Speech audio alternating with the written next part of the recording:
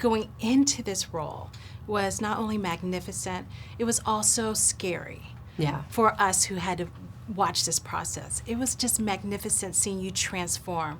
So I have to ask you, what was the most difficult for you in creating this woman? I think just going into her shoes and like having to believe it, you know, like it's one thing to just be saying the lines, but you have to believe it. You have to really be in her position and go, okay, I could see if I was her that this is how I would see the world. And so she's speaking her truth, you know, and because for me, I'm listening to her going, are you hearing yourself? And it's like, no, actually she isn't. She cannot hear herself. And that's the thing, you know, that was really sad and really scary. So I had to keep wresting myself from just being really compassionate towards her and realizing she's not compassionate towards herself. Like that, none of that just even exists. She's looking at her own daughter and look at what she's done to herself, let alone her child, and is willing to do to her grandchild. Like it just was so awful and really, really sad. So that was the thing. It was grotesque. It was a really difficult experience. It physically, I remember I was contorted. I literally, everything, how I looked at things, like I just felt myself grimacing for hours, like for days. It really kind of stayed with me because in order to really take it on and speak it as your truth, you had to be it. And to be that for so many hours a day was so horrible.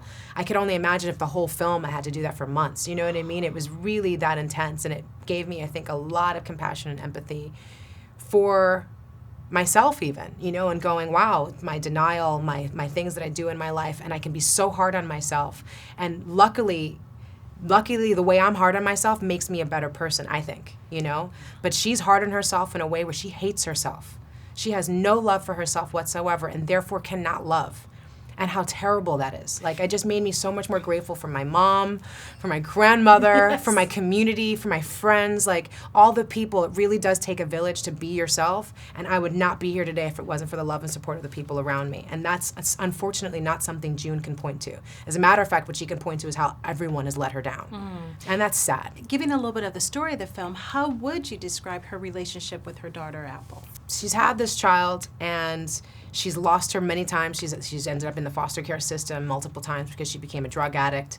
You know, she was not able to be with the father of her child. She did not have the support around her. She was not able to find a resource like this shelter to go to.